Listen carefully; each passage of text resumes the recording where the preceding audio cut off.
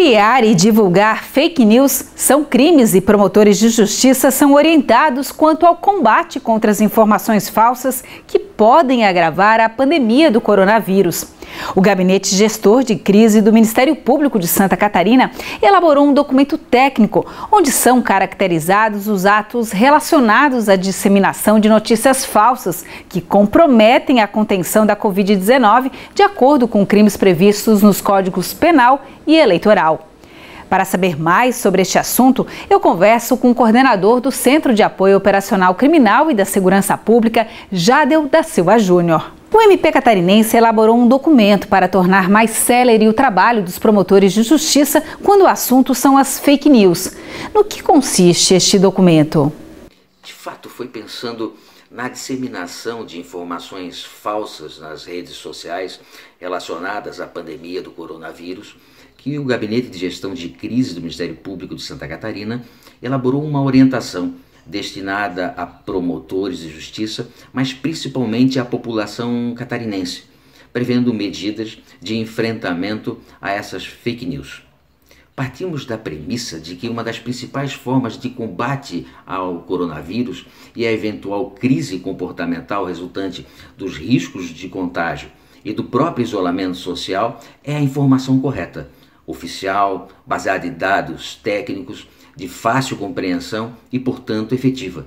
Qualquer estratégia bem-sucedida de enfrentamento a essa pandemia precisará dessa informação precisa e eficaz.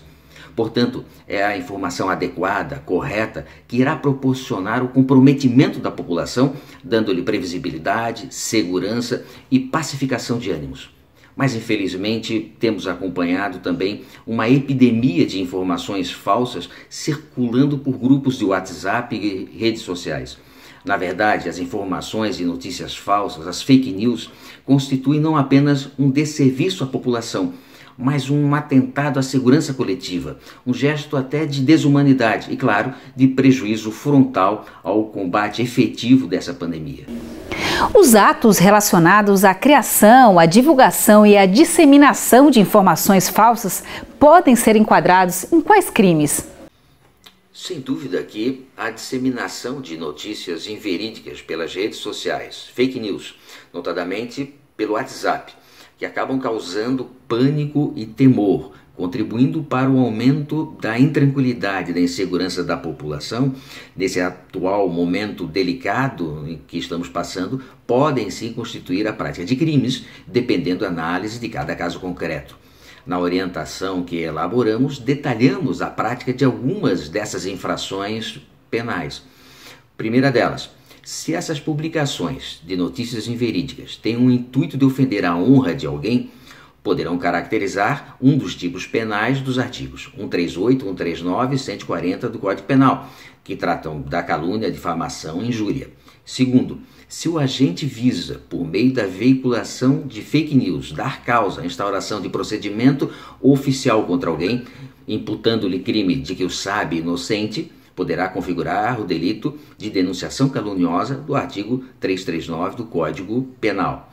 Terceiro lugar, se, nesse caso, pretende o agente a finalidade eleitoral, poderá caracterizar o crime do artigo 326-A do Código Eleitoral.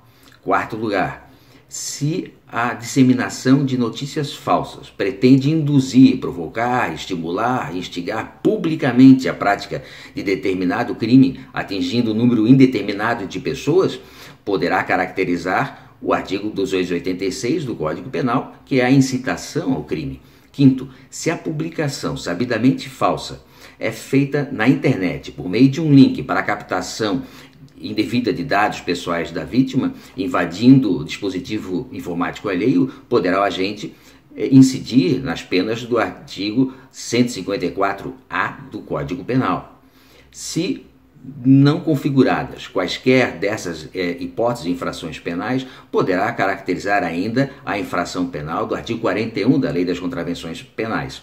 Essas infrações penais, na verdade, prevêem sanções que podem chegar até a reclusão do agente infrator. Embora as notícias falsas sejam crimes com consequências graves, o MP catarinense recomenda aos promotores que avaliem a adoção de medidas extrajudiciais antes de buscar uma resposta penal. De que forma que isto pode ocorrer? Como bem sabem os colegas promotores de justiça, nem sempre a resposta deverá ser apenas penal, mas também extrapenal. Ou seja, de natureza civil administrativa, mas também uma fase que precede a própria judicialização criminal, através do acordo de não persecução penal e de outras formas de justiça negocial. Esses instrumentos podem oferecer respostas mais céleres e eficazes, por exemplo, no sentido da exclusão da notícia falsa e da reparação dos eventuais danos, e ainda que danos morais. Qual a orientação para a população em relação à disseminação de conteúdos?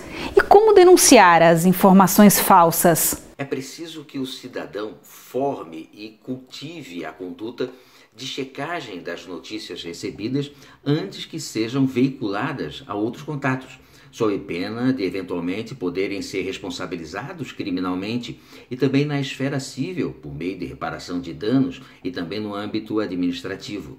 E lembrando que qualquer estratégia bem-sucedida de combate à pandemia é dependente de uma informação precisa, correta, eficaz, além do comprometimento da população com essas informações. E devido ao avanço das fake news nas redes sociais, o Ministério da Saúde lançou um canal de comunicação com a população para evitar que inverdades sobre o coronavírus, Covid-19, se espalhem e as mensagens sejam confirmadas como verdadeiras antes de que sejam repassadas. Trata-se do canal Saúde Sem Fake News, no endereço saude.gov.br/fake news. Lá, o cidadão encontrará respostas oficiais e atualizadas, podendo também enviar mensagens pelo WhatsApp 61 99289 4640. Promotor, muito obrigada pela entrevista.